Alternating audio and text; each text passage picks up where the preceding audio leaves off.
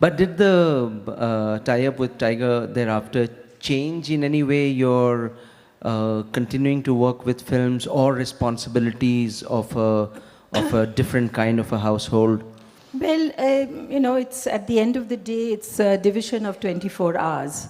And you can't have 25 hours. So you just have to do what you want within that. And as I was saying earlier, that we didn't have mobile phones. I remember when I used to ring up Tiger in Australia, I didn't have a landline. So I used to go to Raj Singh Ji's house at 1 o'clock in the morning and book a lightning call to speak to Tiger in Australia. And the call used to go via London. And I used to end up by speaking to the operator. So all these operators wanted to come to our wedding. They said, we played a role in your life, a very major role, by, conveying messages to each other. So that's how difficult it was to... So yes, I had to cut down on my films a little bit. And I sort of said that I will not work after 6:30. Because those days there was, we worked in double shifts. The money was not in place as it is now. The distribution and everything, the marketing of a film has improved hugely. And at that time, it wasn't like that. So we worked in 4 or 5 films at a time. And we worked from 7 to 2 and 2 to 10. So like a laborer's shift, really. So we used to, and then we had to get ready with makeup and all that. So that added. And I lived in town with another friend of mine who's there, Lata. We were in Rashmi.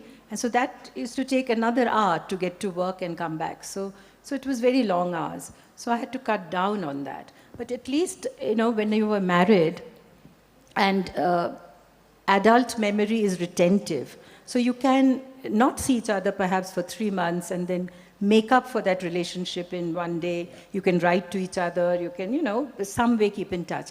But when the children come, their memory is not retentive. And that first day till the, say, 3 years or something, it's very important.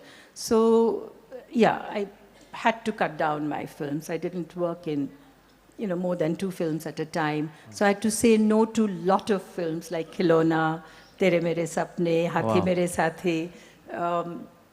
And people thought that I was being very difficult, and it was a...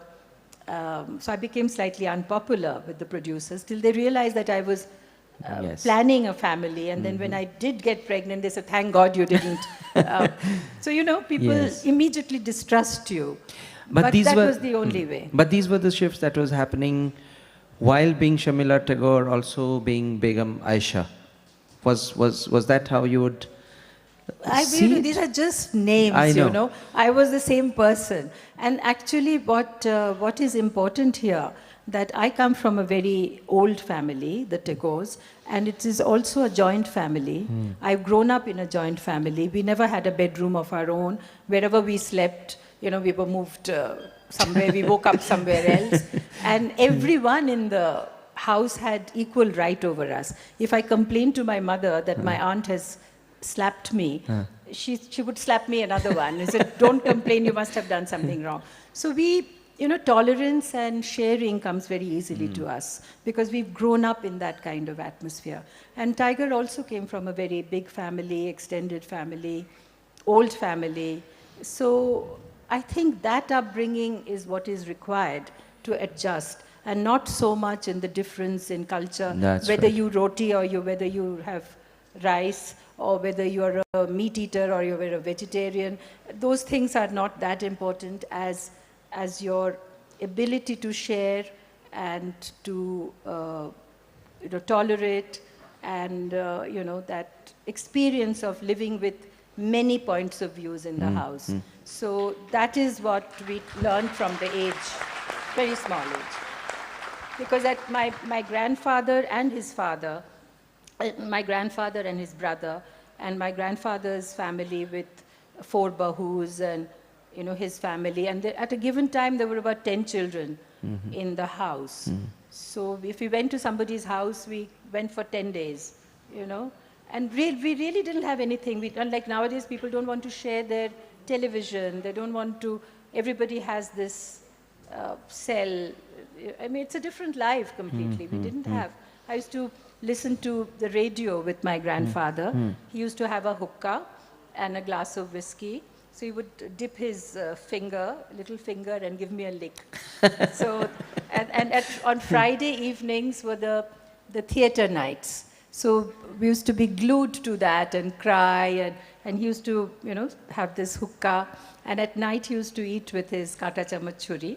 And during the day, of course. So, then he was the last man wearing a jubba. Oh. Then he used to go for a walk and played the piano. So he was very different. And my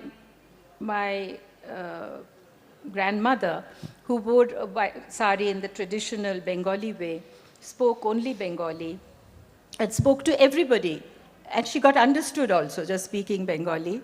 And she would, all the daughter-in-laws would cook, and she would tell them how to. So, this was like, there was art in the family. Those visuals are so beautiful.